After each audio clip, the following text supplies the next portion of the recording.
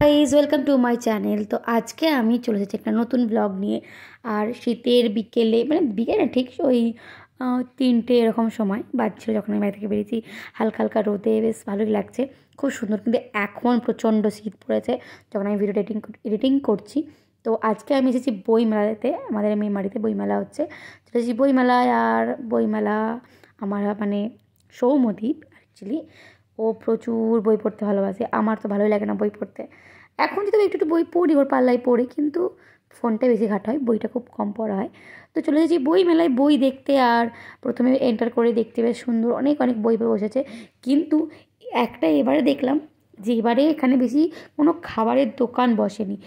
যখন আমাদের স্কুল থেকে আমরা আসতাম না, আমাদের স্কুল থেকে বইমেলা নিয়ে আসা হতো, তো তখন এত মানে বইয়ের দোকান তো অবভিয়াসলি বইমেলাতে বইয়ের দোকান থাকবেই, কিন্তু এত রকমের খাবারের স্টল বসতো, এবারে সেটা কিন্তু বসেনি।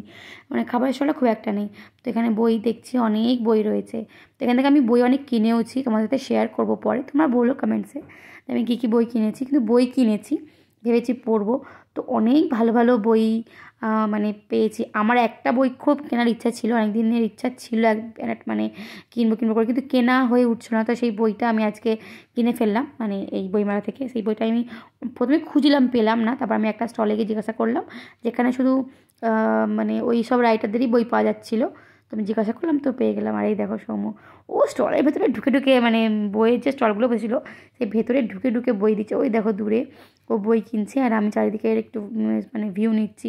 প্রত্যেকটা স্টল ঘুরে দেখেছে।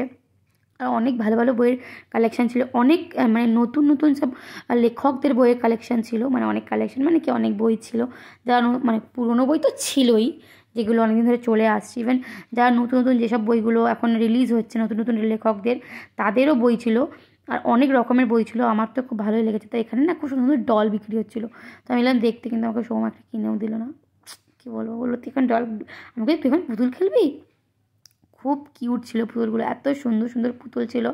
আমার এত ভালো লাগছিলো, মনে হচ্ছিলো একটু খেলা করে নিয়ে একটা নিই, কিন্তু নেওয়ার হলো না। এখানে সুন্দর সুন্দর আর্ট এর জিনিস বিক্রি হচ্ছিলো, এটাও বেশ সুন্দর ছিল। এখানে পিঠে বিক্রি হচ্ছে, এই ক্লিপটা আমার নেওয়া হয়নি।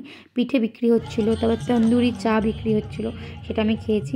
এখানে খুব সুন্দর কানের বিক্রি হচ্ছিলো, বেশ সুন্দর সুন্দর মানে কসমেটিক্স বিক্রি হচ্ছিলো, যেগুলো কানের, তারপর চুড়ি, অনেকগুলো মানে বেশ ভালো ভালো জিনিস বিক্রি হচ্ছিলো। তবে একটু দামটা আমার বেশি লাগছিলো, তো আমি কিনিনি। একটা নেক পিস পছন্দ হয়েছিলো, কিন্তু অনেক টাকা দাম বলে আমি আর নিলাম না। তো আমরা যে চলো একটু চাই খাওয়া যাক, এত ঠান্ডা লাগছে আর হাওয়াও দিচ্ছিলো। চাটা খুব একটা টেস্ট ছিল না, ছিল মোটামুটি ভালো লেগেছে।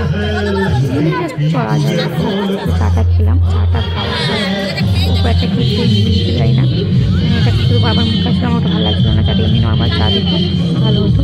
তো চাটা খেলাম, চাটা আজকে প্রোগ্রামটি আমি শেষ করে দিলাম। তারপর হচ্ছে নেক্সট কোনো ব্লগ, খুব তাড়াতাড়ি অনেকগুলো ব্লগ আসতে চলেছে। সো সবাই দেখুন, and like comment and subscribe. Tata, by.